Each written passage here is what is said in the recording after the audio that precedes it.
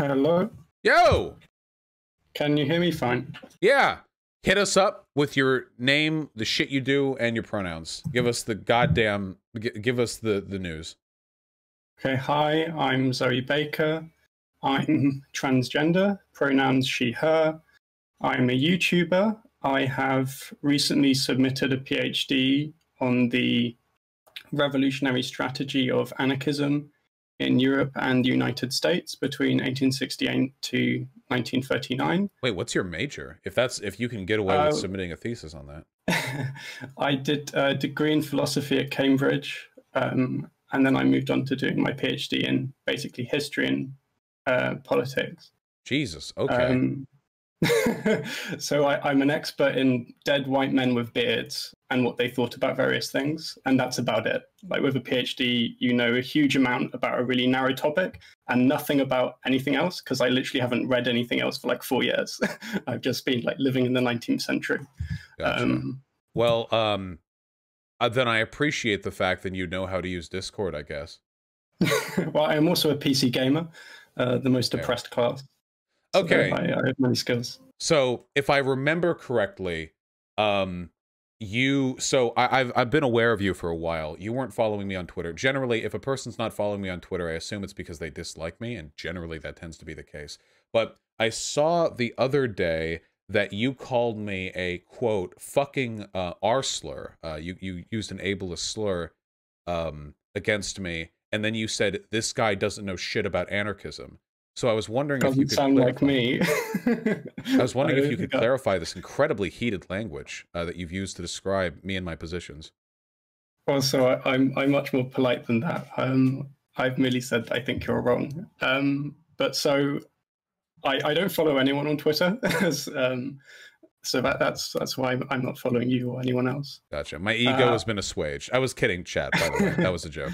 Okay, so hit me up, or do you want me to like give you like my general? Yeah, no, I can just go into it because I watched a video of yours that I had some thoughts on. So I've been studying Welsh thought before I came on because I didn't want to misrepresent you.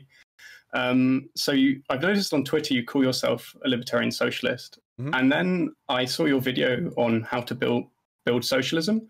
And I was surprised that the main thing you advocated in that video was electoral politics, especially at a local level, in order to spread socialist ideas and win immediate reforms. Historically, the people who advocated that strategy were Marxists, who at the time were called Social Democrats, which doesn't have its modern meaning. It initially meant like revolutionary Marxists who want communism, and now it's changed to meaning people who want welfare states under capitalism. But yeah, leaving that aside, I think I just want to say I was confused.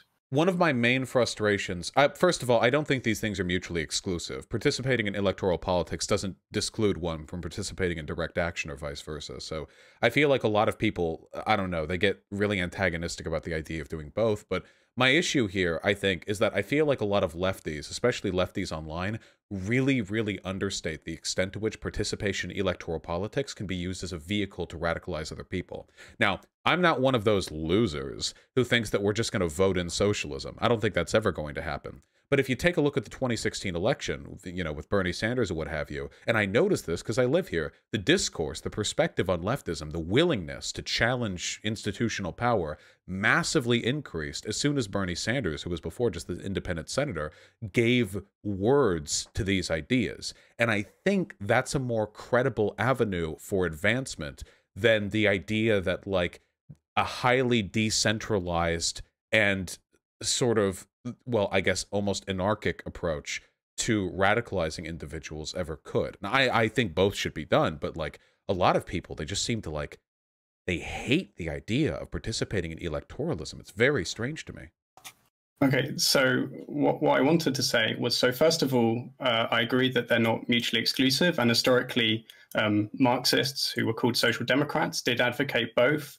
The main social democratic parties in the Second International didn't just do electoral politics, they were also massively interconnected with the trade union movement and counterculture and direct action. They didn't just do electoral politics. But what I wanted to outline was the anarchist or libertarian socialist critique of these state socialist strategies.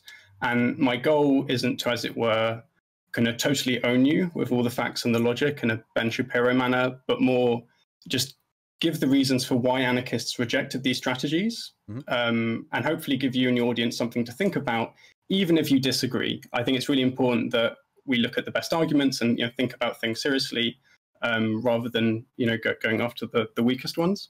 I'm not going to be arguing against voting for the least bad candidate.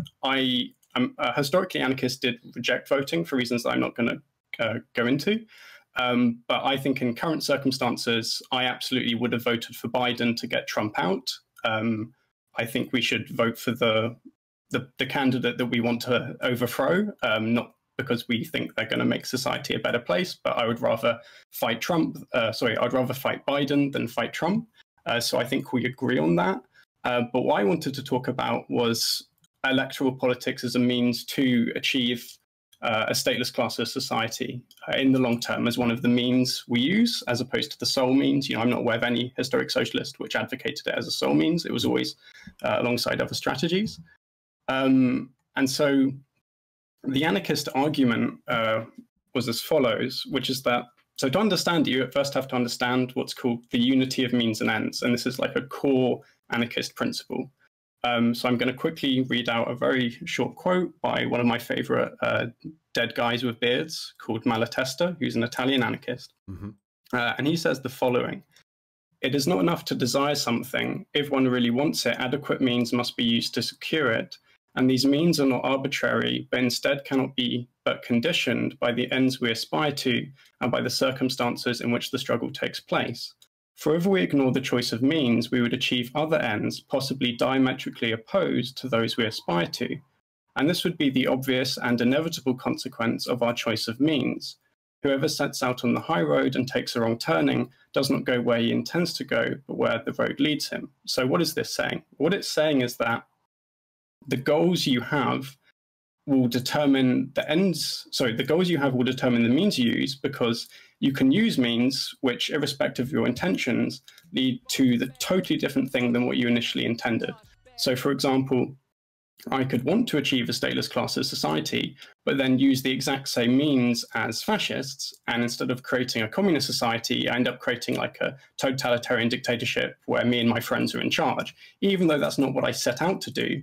But the means took on a life of their own, and they transformed both me and social relations such that I ended up somewhere where I hadn't actually intended to be in the first place. If I were to make an inference, I would guess then that your argument is going to be that whatever my end intentions, the use of electoralism to propagate socialist thought will inevitably set material conditions which lead to the existence of the state being central to whatever society is developed from those thoughts.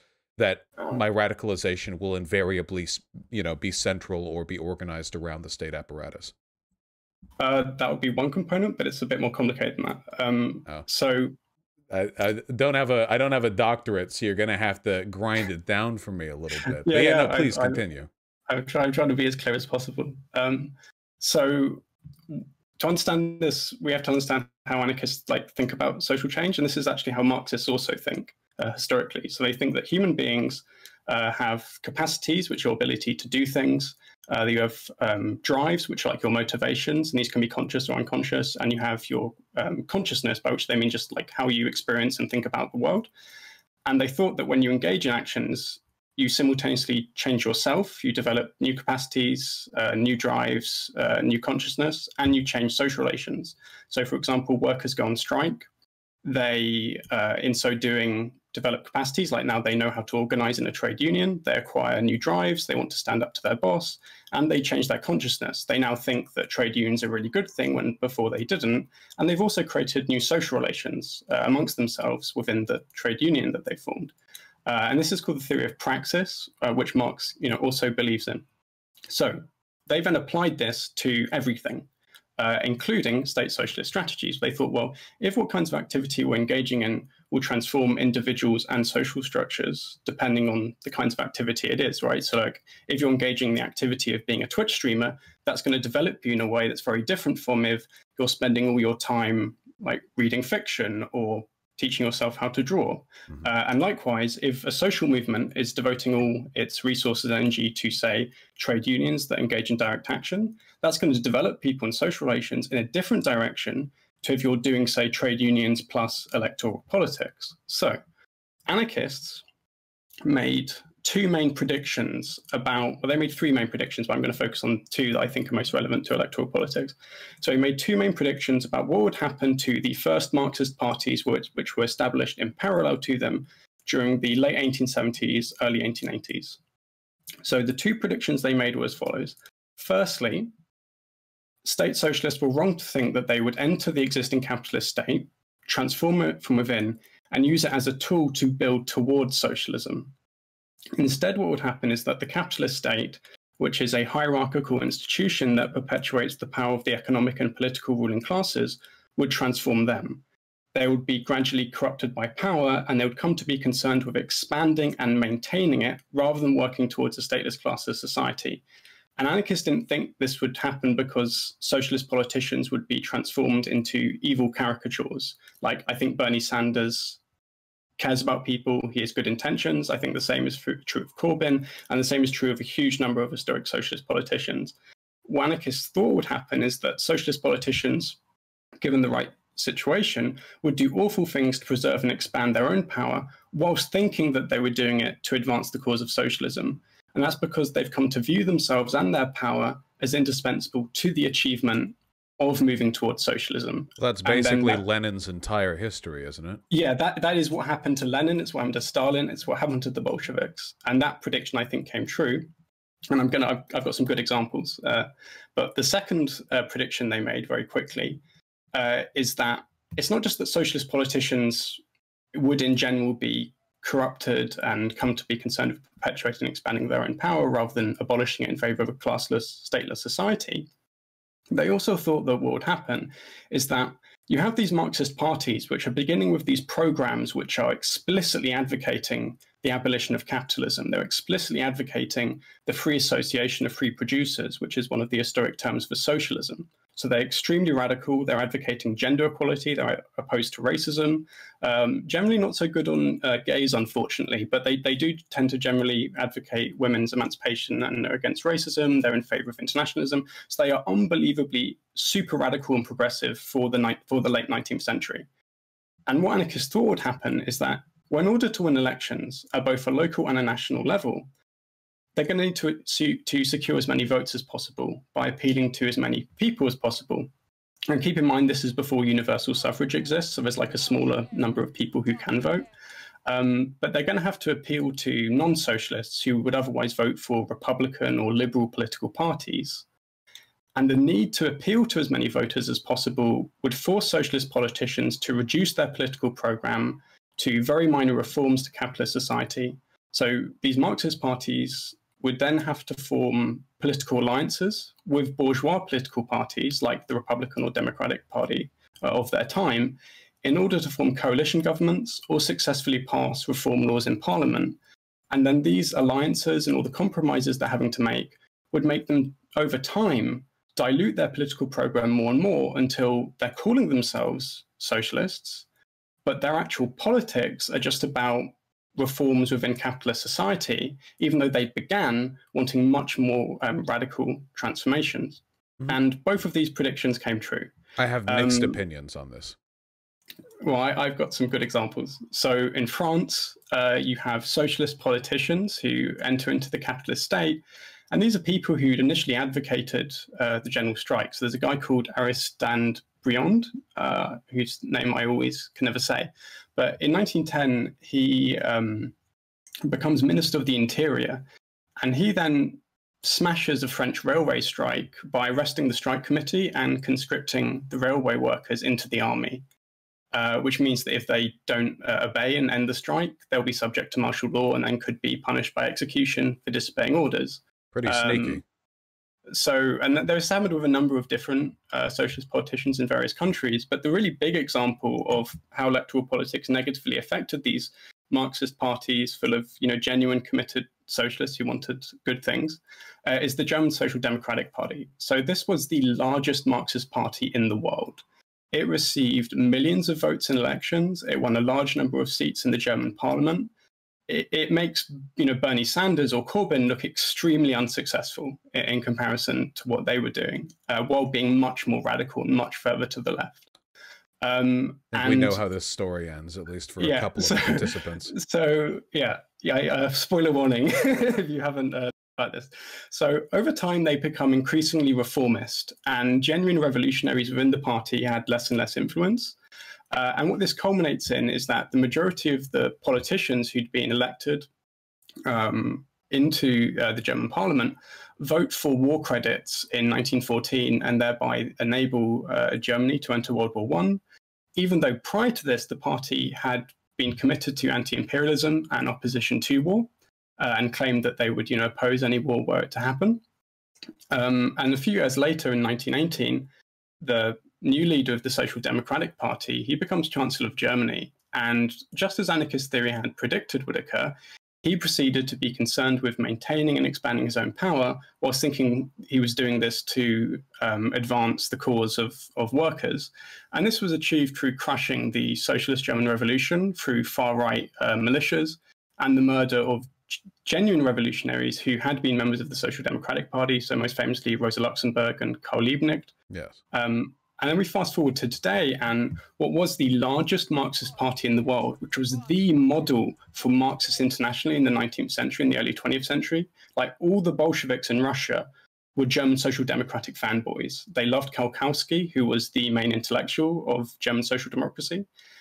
This was unbelievably influential and important as a social movement. Fast forward to today, what was the largest Marxist party in the world is now just another capitalist party.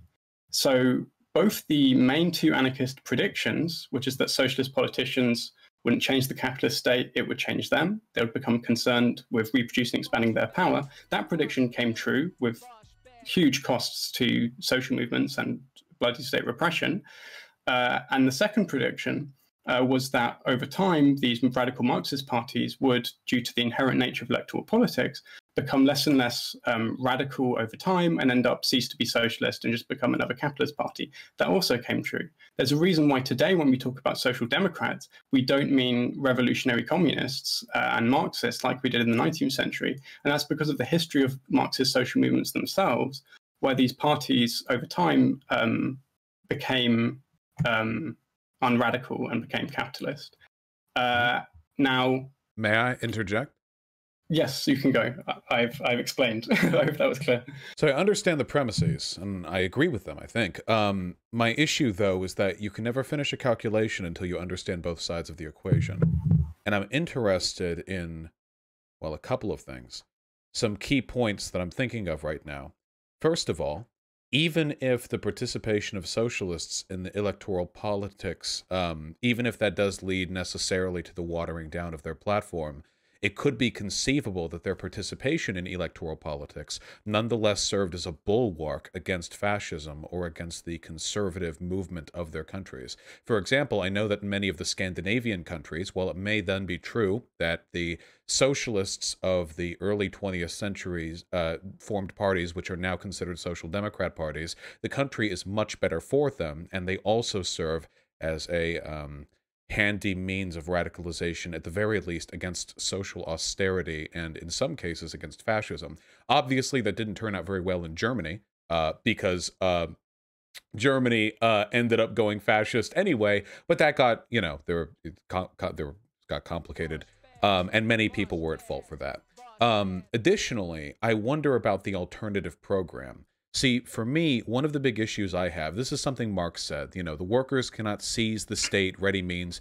Essentially, socialism isn't just when the state is something that you control rather than something the bourgeois control. But the problem that I have is that all of this anarchist and socialist theory was written in a time where, generally speaking, you could take a block of people. You could take farmers, you could take factory workers, and given the right conditions, these people could live, they could meet their subsistence needs even without the intervention of the state or the corporations they worked for. Generally speaking, economies were local, economies were fairly decentralized, but nowadays, the global economy is so complex and interconnected that any attempt to, well, seize the means of production without seizing the economic structure that we rely on will end not only in unfathomable turmoil for the country that does so, famine and war and resource conflicts, but will also lead to us being so militarily weak that it would be ridiculous for neighboring countries to not take advantage of the power vacuum.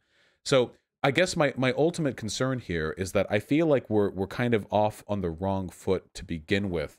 We're fighting a losing battle. The more complicated the state and economic apparatuses become, the harder it is for us to achieve our goals. There's a reason why right now some of the most functioning examples of anarchism are in like, well, you have, you know, the Rojava Project, for example, but these aren't modern first world interconnected, geopolitically connected economies that are turning anarchist. These are usually, you know, ravaged areas that can do what they do because there was no pre-existing apparatus to destroy. But in America, I can't fathom any road towards socialism in America which does not involve some deft subversion, some subterfuge, a sleight of hand, where we seize control of the state apparatus. There are so many things that could go wrong if we don't. And the fact of the matter is that even for the most impoverished worker in America today, even for the poorest, even those without health insurance, the odds of their lives being made substantively better through some sort of radical decentralized revolution is incredibly low. The same couldn't be said of farmers or peasants back in Russia 150 years ago, because the relationship they would have to the consequences of a revolution was very, very, very different. Today, it seems like our only avenue forward, the best shot that we have, is to slowly and incrementally move our country to a position where the bourgeois, you know, feel as though they need to enact anti-democratic countermeasures, whether that be some manner of a coup, or whether that be the revitalization of unions in this country, which leads to them cracking down. And that would be a flashpoint, a threshold that would allow us to meaningfully challenge them. Because if we can do so in a context where they initiate aggression, it seems like we could get away with enacting a lot of very rapid reform very, very quickly, without necessarily incurring the ire of the population and without destroying the infrastructure the people in this country rely on. And that's not even to speak of the benefit of opposing fascism as well. I mean, if we weren't to participate in electoralism, I don't know. Bernie Sanders moved the Democratic platform a good chunk to the left in 2016. If he hadn't, I wonder how Biden would have done this time around. If he would have lost to Trump because he wasn't even capable of emptily posturing towards social democracy, I wonder, you know. Liberals aren't on their own really equipped to fight off fascism. It feels like they need our help a little bit. Anyway, those are my main points. But if you have responses to them, yeah. Yes, so first of all, I agree with you that, yeah, like European social democracy, as in capitalism with a strong welfare state and some nationalization of industry, that's much better than fascism. And German anarchists who survived World War II, who had to flee Nazi Germany to not be killed like other anarchists were in Germany. Afterwards, in the late 20th century, they're like, yeah, no, this is liberal capitalism is definitely much preferable to fascism. So, you know, even they thought that. I would have. The second point is that there are lots of historic examples of movements winning immediate reforms solely through direct action, and anarchists was historically mainly a movement of trade unions engaging in direct action to win immediate reforms, and that was a core part of the strategy, where they thought that they didn't think a revolution was just going to happen and everything's great. Instead, we have to slowly build up a mass movement which is capable of launching that revolution. And a key concern for this was actually precisely to do with what you say about infrastructure and meeting people's needs. They thought that because of how complicated the economy was when they were writing, because this is during the first period of mass globalization, where you're having the development of, you know, like our modern capitalist economies, they thought that given how complicated this is, we can't expect that during revolution everything will work out and we won't have, say, massive famines. And they were really terrified of this happening. And they thought, therefore, we have to create mass movements which don't just win immediate reforms like the 8-hour day but also teach workers in large numbers how to make decisions, how to coordinate over a large area, how to live in a manner that is similar to the kinds of social structures which will exist in an anarchist society. And this is why anarchist trade unions like the CNT, which had a membership of 800,000 for quite a significant period of existence, and it goes up to the millions during the revolution in 1936. But this was structured as a mirror image of an anarchist society, not only because they thought this was a good way of organizing, but so it would prepare workers such that during a revolution, they would have the skills necessary to organize infrastructure, make sure production continues smoothly and people's needs are being met, so people, don't starve during a revolution. But I would never disagree with any of this, though. No? I mean, I'm just explaining, like, based and pog-pilled to me. I mean, yeah, pogging just hearing about it. But my concern, though, is how could we ever look to see unions and trade organizations come back in this country without changes to electoral policy? The Republicans and the Democrats are both pretty anti-union, but certainly the Republicans more so than the Democrats. And even then, a couple of reforms pushed through by social democrats or by AOC types might be an impetus for us to make meaningful movements there. Right now, unions are dead in this country, dead as they've ever been. I mean, they might as well not even exist, frankly. The idea of unionizing a workplace, like off the cuff, there are so many disadvantages you're coming into it with. It seems to me like if we're to make any meaningful direct action happen through stuff like trade unions, that we would need to rely on the beneficence of our masters to an extent, or we become those masters to the greatest possible extent. Well, so historically, lots of anarchist trade unionism occurred in a context where trade unions were illegal, where trade unionists would be beaten up and tortured by the police, where trade unionists would be assassinated by hired guns by capitalists. Now, I'm not saying it's going to happen today, but my point is they were doing trade unionism in much worse conditions than today. Well, sure, but people back then were cooler in general than us today. But I likewise think that although it's obviously really difficult to just, rebuild existing trade union movements, I think that it is possible, and we're in much less extreme circumstances now than people were historically, who managed to do a huge amount despite, much worse state repression. Well, this is one of the. I'm sorry, I don't mean to interject. I'm really interested in this point, so I want to hammer in on it. This is one of the reasons why I think a lot of people believe this. I believe this as well, that the vanguard of socialism will almost necessarily be in the global south. Because it feels like right now in America, nobody's willing to make any meaningful concessions to their livelihood or to their well-being to advance workers' goals. But you have other countries around the world where people will literally fucking fight and die for the right to unionize. Nobody's going to do that in America. That's never happening in America. I support any measures taken possible to bolster the rights of workers abroad. And I think, and if they could do socialism, and if they could do that, and we could, I don't know, hold the CIA back to prevent them from doing what they do, I think that would be delightful. But in America today, like, we aren't going to have any, like, people fighting and dying for union rights. Americans don't even think unions matter. I don't think the average American even understands the relationship between, like, unions and wages. I think they just think, like, it's an extra boss you pay money to, So if I had to ask you, like, what would your route forward be in America for, like, affecting meaningful change, which would require I not advocate for participation in electoralism? Because I wouldn't disagree with any of the direct action stuff. I just wonder, like, to what extent do you think I'm harming the movement here? So I think that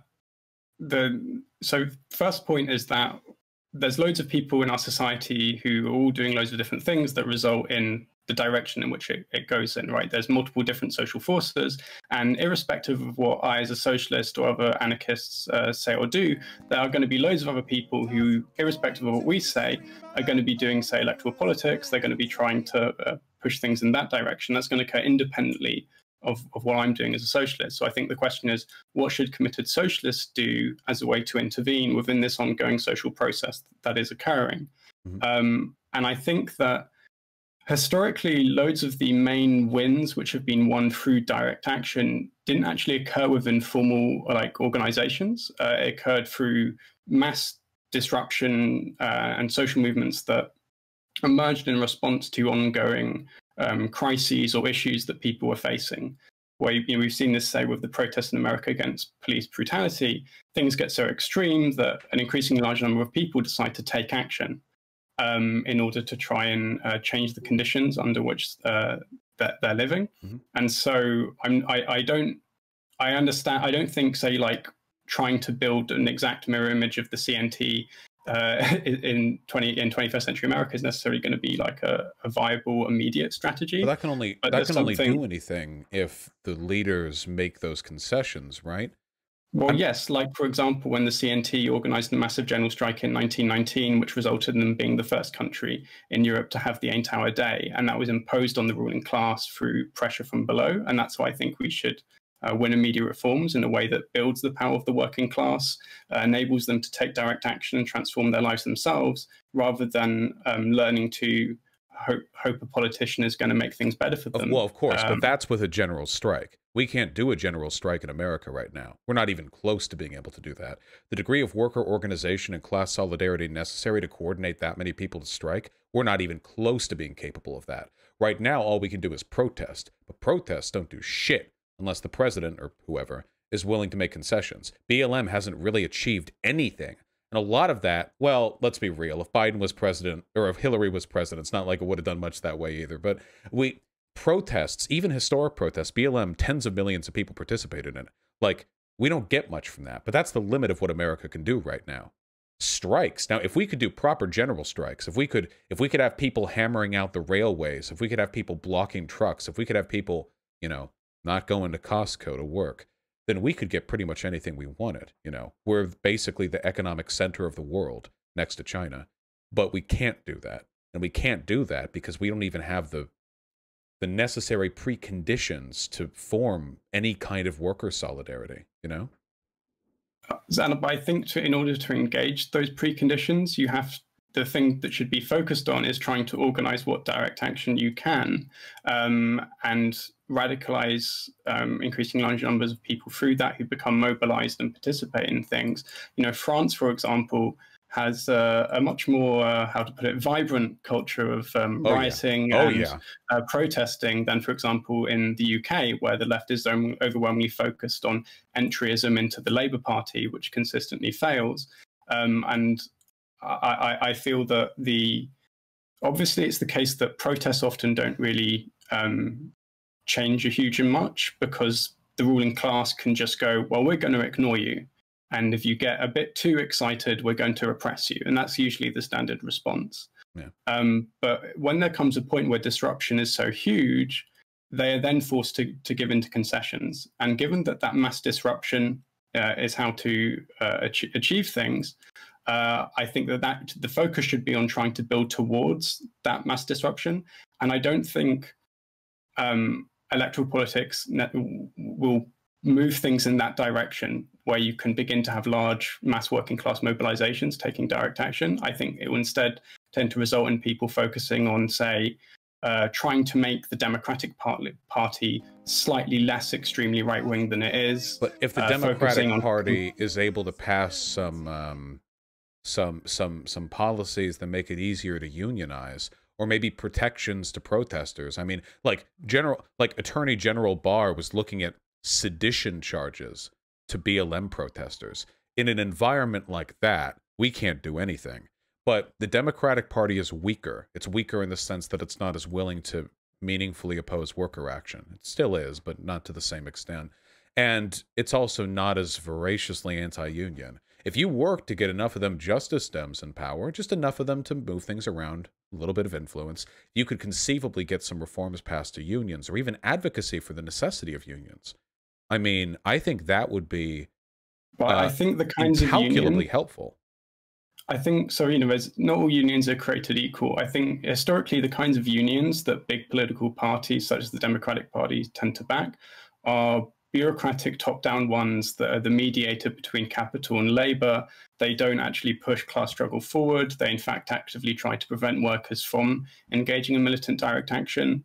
What about Bernie? And so, yeah, if you want to, well, I'm not necessarily talking about Bernie, but more like, say, the history of political parties in America in the kind of Great Depression onwards. Yeah, sure. I mean, they massively consolidated huge bureaucratic trade unions, which then meant there was much less militancy and much more kind of bargaining and less direct action than there had occurred, say, during the Great Depression, when a huge amount of it occurred outside of organized trade unions. Yeah, I don't disagree with that. It's just we only have so many roads in front of us, right? I mean, so right now we know we can't do a general strike. It's never going to happen. Look at what's happening right now in the United States with rent payments. We're going through like the dark winter. Nobody can pay their rent.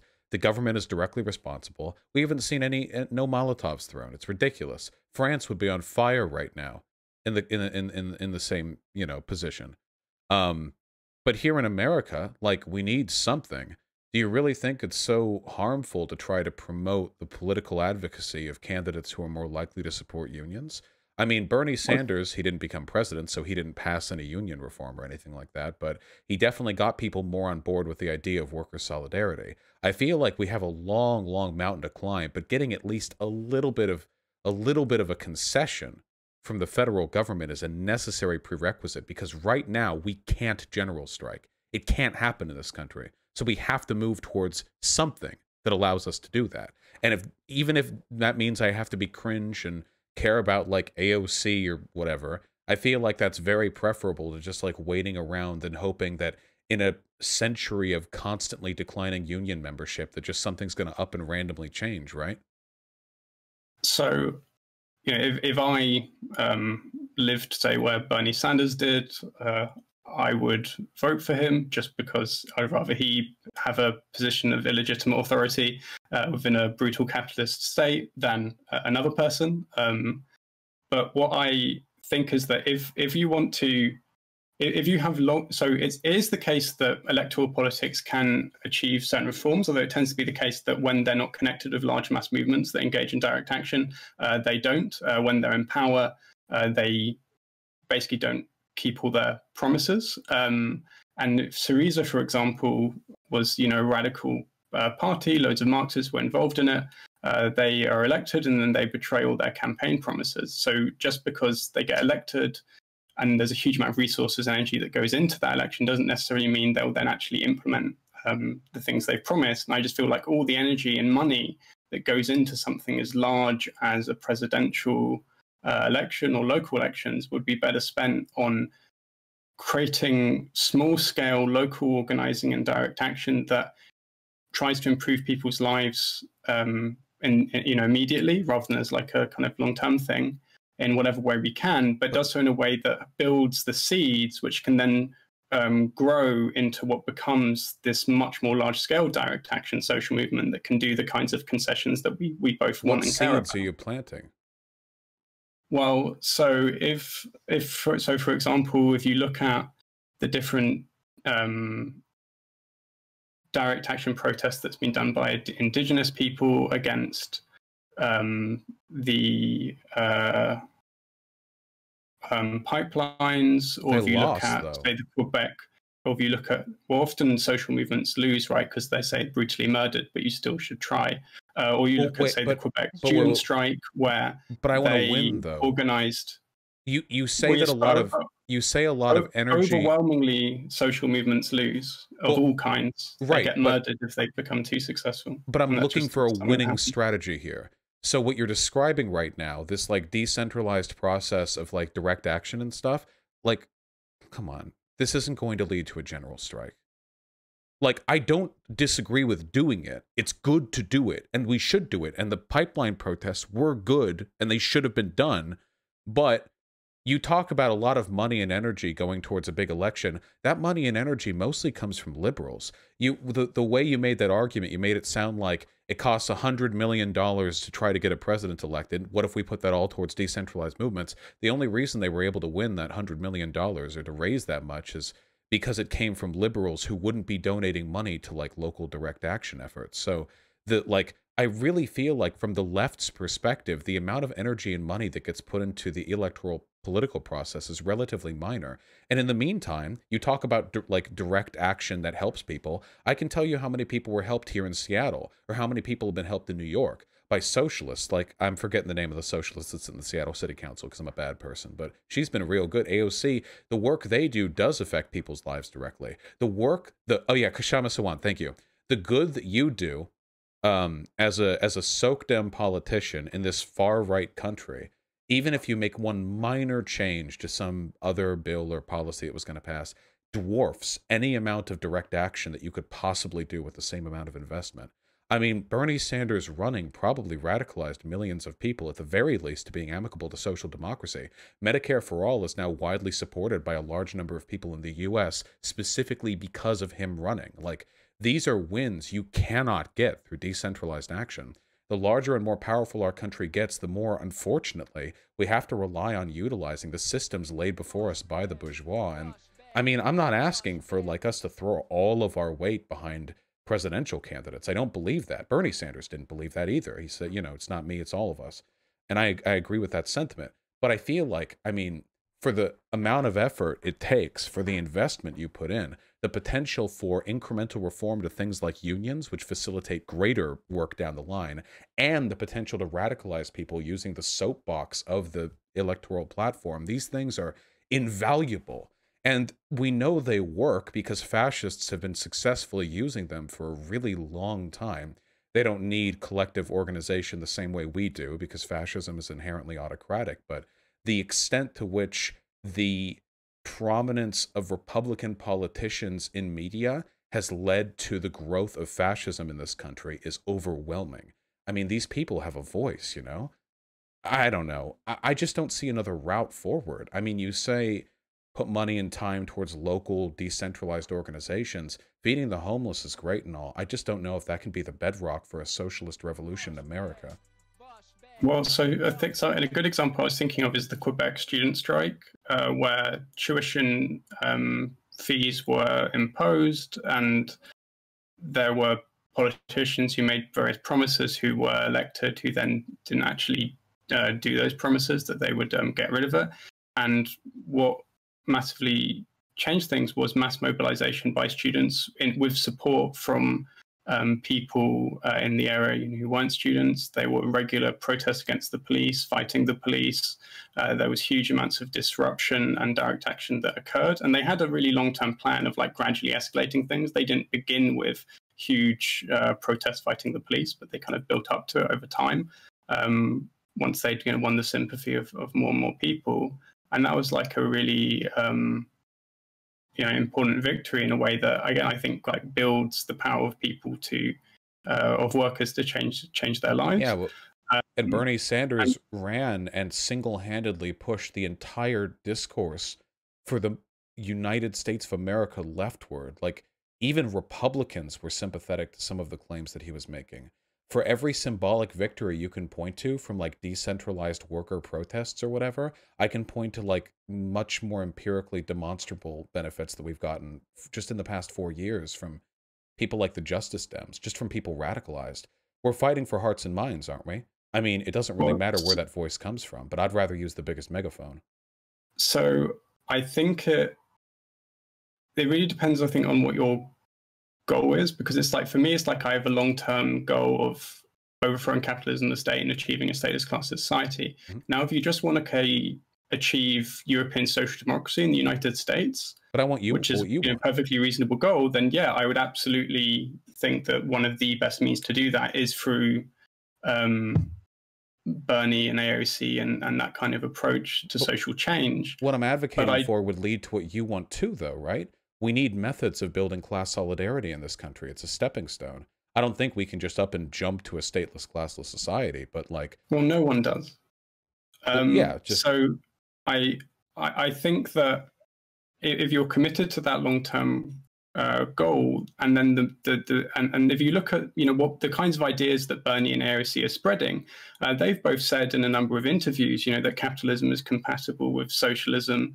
And often when they talk about socialism, they view things that historic socialists would have viewed as like extreme capitalism. A lot of the ideas that they're spreading, as someone living in Europe, which isn't as extreme as America's in various respects, this is like kind of like centrism within like some European countries, the politics advocating, but is like far left in the United States, because obviously it's like extremely right-wing country. And those positions, you know, are really good and worthwhile, right? Like universal healthcare, wouldn't that be amazing if it existed in the United States? But I think that will be the limit of the kinds of ideas which are going to be spread through electoral politics. What about just unions?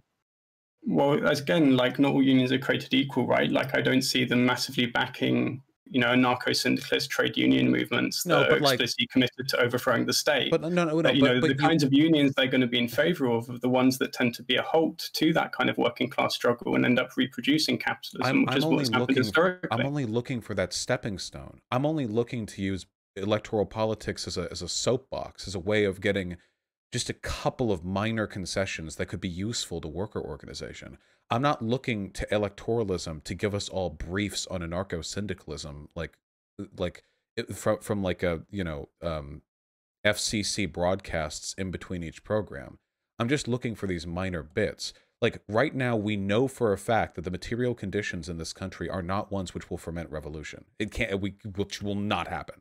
Even like, I mean, it was worse 5 years ago. At least now we have a populist sort of slant to some left-leaning politics. But back during the Obama years, or even further back during like the Bush administration, left-leaning advocacy in this country really was limited to like the anti-war movement and like a general unease with income inequality.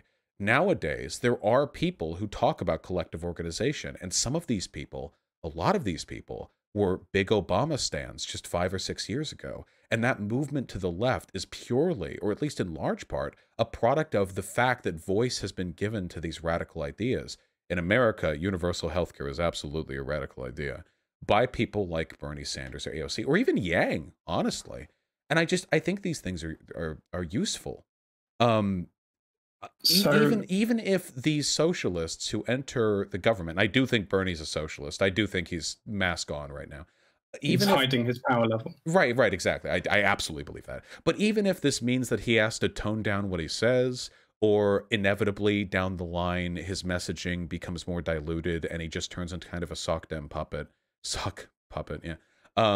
It doesn't really matter to me because the effects of his advocacy are still real. And would Bernie Sanders have done more good for America running in 2016 and 2020, or running a soup kitchen in Vermont until like he retires at 98, you know? So I think the question for me is how, like, Bernie Sanders is going to be doing his own thing, and how can socialists respond to the things he is doing on his soapbox, giving very great speeches on income inequality and how, you know, corrupt the rich are. I think the response to that is try to use this increased consciousness that has been spread through Bernie and AOC and say, well, you like those ideas, check out these other ones, which are further to the left, which are more based on direct action and these kinds of bottom-up social movements and prefigurative politics. I would want to use Bernie as an opportunity to push people to the left, to, you know, explain anarchism and Marxism to them. Yeah, but that's what I believe. And that would be the thing I would focus on. But it doesn't follow from that I think that that socialists themselves should be engaging in electoral politics beyond just voting for the least worst candidate as a means to try and kind of speed up that process. I feel like we should let the democratic socialists do their own thing, and we can intervene within the ongoing social process and try and push it left, given the situation that we're in. If we can take advantage of Bernie's existence to radicalize people to the left, wouldn't it be to our benefit to materialize the conditions to allow that to take place again? I mean, even if it costs some time and money, if we could get Bernie 10 years from now, and we could get another big flashpoint that allows us to use their candidacy to radicalize people, I think that's probably worth the time and effort. I mean, however much money and time was put into Bernie Sanders, I guarantee you it was a more efficient use of money vis-a-vis radicalization than any amount of decentralized organization. So, I mean, if what you're saying is like, let the electorally minded socialists do what they're going to do and try to take advantage of it by radicalizing people to the left, then I completely agree with you. but I want them to keep trying. That's the thing. Because as long as they keep trying and failing, there will be more and more disappointed liberals that I can take advantage of. My audience is full of people who were big Obama stans and then got disappointed with electoralism after Bernie Sanders got shafted in 2016 and 2020. A lot of the people here right now who currently are full dyed-in-the-wool communists moved to where they are now because people like me, if not I myself, were able to, I mean, to put, not to find a point in it, exploit their disappointment. I don't think there's anything wrong with that either. You should be disappointed. This country sucks, but like, I think that's a great process. So historically, one of the main ways that people became anarchists was that they were initially tried to do electoral politics. It didn't work. Either like the politician in question betrayed all their promises and just like was extremely repressive, or they were unable to even win the election, or and various other things occurred. And then they became radicalized through that and joined militant trade unions. So there is very much a historical precedent for people being radicalized through electoral avenues being closed off to people, and they then think, well, what's the alternative? And they realize us acting ourselves through the power we have collectively as the working class. Yeah, that's what I want with Biden too, right? Because Biden's gonna suck. Like Biden's already, well, Biden's already put in, like, apparently Pete Buttigieg has been put as the for the Secretary of Transportation over the course of this conversation. Biden's gonna suck the whole goddamn road. But there are a lot of people who voted for Biden while hoping for more, and I hope that every time Biden does something stupid or reactionary or corporatist or whatever, every time he does something like that, I can point at him, and then I can point at Bernie, and then I can point at my channel, and I can be like, hey guys, yeah, he sure is a letdown, isn't he? Maybe if we tried something a little more crazy next time. And I wanna do that, and that's it's fun for me. It's because it's a really easy, I guess, jumping off point. I can't do that when somebody like Trump is in office, because all the liberals are going to attribute the death of the planet to Trump rather than to capitalism. So it's it's a harder sell. But yeah, I mean, I fundamentally, I think we agree. The thing that frustrates me, and this is what gets me, because I'm looking at YouTube chat, I see these degenerates, fucking 40 IQ dipshits complaining about me. Wait, hold on. We can go over a few. This convo is super interesting, but Vosh is being so America-centric, just saying, we're literally talking about America. America's the country I live in. Fuck you. There were people earlier who were saying that I'm just a soak-dem. You realize that, like, these are stepping stones. You move from point to point. You can't... Okay, sorry. I'm not going to talk to chat anymore. I just saw too many comments. I'll need to leave soon, but I've enjoyed the conversation. But I just want to make one big last point. Yeah, please. Which is that, so you talk a lot about stepping stones, and just to bring back to the anarchist argument, is that what you think is a stepping stone will instead, as it were, result in the socialist movement sinking into this kind of metaphorical pond, rather than stepping onto the next stone and so on until we get to socialism. For the reason that I laid out at the start, right? Socialist politicians will be transformed through the exercise of state power and become concerned with reproducing and expanding it.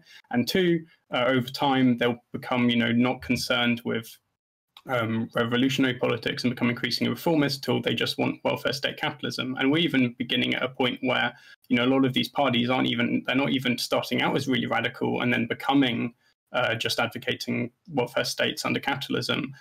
They are starting out that way. And the reason why they're starting out that way is because they're the end point of a historical process that began in the 19th century with genuine Marxist political parties doing electoral politics. And the end point was those political parties abandoning Marxism and becoming reformist, rather than using the struggle for reforms as a means to build towards revolution.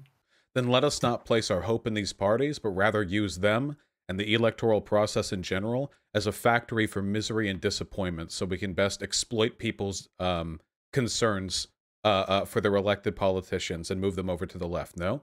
That's always something we can do. So my position is we should persuade people who are disappointed and dissatisfied with the failure of electoral politics to achieve the goals that are very worthwhile, and persuade other strategies to them. And in anarchist theory, the idea is that the process of struggle itself transforms people and radicalizes them. So when people engage in direct action, or when they are attacked by the police, that isn't just something that happens, it's something that can also transform them. So they say, come to view the police as an instrument of the ruling class who isn't there to look out for them, who isn't there to you know, solve crimes, but is instead there to repress the population in the interests of the capitalist class. Or they come to view direct action as a way of effectively changing the world. And that occurs through the process of struggle. And that's why I think it's really important when thinking about strategy to think about how it transforms the people who are engaging in it. And then when we then need to connect that with the long-term goals we have, which is a stateless class society, and think about how the means we're engaging in and the kinds of action we're engaging in the moment to achieve immediate reforms, to improve people's lives, can be constituted as far as possible by means which will develop people into the kinds of individuals who are both capable of and driven to overthrow capitalism and the state in favor of what was historically called the Free Federation of Free Producers, which we now call socialism. So yeah, that's my view. But I would never disagree with that at all. It's just a matter of putting people in the proper conditions for them to be receptive to those distinctions, to be receptive to that. Yeah, I think our only real main disagreement here is that you think that electoral politics is a useful way to create a situation in which other kinds of politics can grow through using the electoral politics as a way to spread more left-wing ideas and then change the kind of public discourse. Yeah, at least a little bit. Well, here's my private belief, of course. My private belief is that none of this matters because in 40 or 50 years, climate change refugees are going to turn America into a fascist ethno-state. And at that point, we just need enough lefties around for us to not collectively get genocided. So that's my personal position, okay? I just want there to be enough people in my team. Huh? I'm also scared of the ethno-state in response to climate change. Yes. So we share that fear. Yeah, so that's my real... So for me personally, I don't think we're ever going to make it to a socialist revolution. I think there's just going to be a crackdown on people like us, and we just need to be big and strong enough to avoid losing that fight. That's my actual position. But whatever the case may be, I mean, getting people involved in the struggle, whatever leads us there, right? Well, what I would say is that if you want people to be in a position where they're going to be able to prevent that ethno-state or even overthrow it if it does exist, is that they learn to develop what anarchists historically called the spirit of initiative, rather than learning to put all their hopes and dreams in a politician who they think is going to save them. I think that can be a really unintended negative consequence of electoral politics. And even when Bernie is saying, you know, we need to have a movement, we need to do things, unfortunately, a number of people will just put all their hopes and dreams into Bernie rather than learning to act for themselves. You could look at my videos. Take direct action. You can look at my videos back in January and February, but I never put all my hopes in Bernie. I don't want lefties to put all their hopes in Bernie. I want liberals to put all their hopes in Bernie so they get crushed and their disappointment leads them to seek out more left-leaning ideas. I want lefties to consider Bernie Sanders like a fun coin flip, you know? But a lot of people got really invested in them. And now you have a bunch of lefties that are running around like doomer mode with their shoulders slumped forward because they actually unironically thought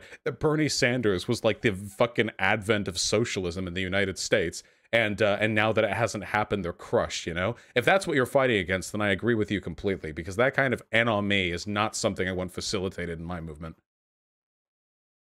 Okay, I think we will agree on some things and disagree on others, but I enjoyed coming on here and hope everyone who listened could, you know, understand and follow along and that they thought it was thought-provoking. I have an article where I talk about this in way more detail called Means and Ends, the Anarchist Critique of Seizing State Power, where I lay, you know, well, not all the arguments out, but like some of the core arguments anarchists have in a nice, clear, succinct manner that I recommend listeners read if they want to kind of think about this some more. I'm sure they think positively of the conversation. And yeah, y'all should check out everything that Zoe does. Thank you for coming on. You said that the last time you'd been on a live stream was with Stefan Molyneux 8 years ago. I debated Stefan Molyneux. It was like my first big trial as a YouTuber. I argued with him about philosophy, having studied it for a few months, while he was claiming to be like the greatest philosopher alive. Yeah. And I think I did quite a good job at owning him, despite being like 18 and barely knowing anything. Against the greatest philosopher alive. That's a pretty, you know, pretty strong... He claimed to have solved like metaethics, which is one of the hardest disciplines in philosophy. Yeah, I talked with him, and he said that the only reason the Industrial Revolution didn't happen during Roman times was because they weren't moral enough yet. They hadn't developed the moral fortitude to build the steam engine, even though they totally could have. That is unironically an idealist conception of history. He's a wacky guy, wacky little shiny-headed neo-Nazi. Yes, he is very scary. But okay. Be well, I hope and thank you. the rest of your stream goes well, and goodbye. Have a good one. You too.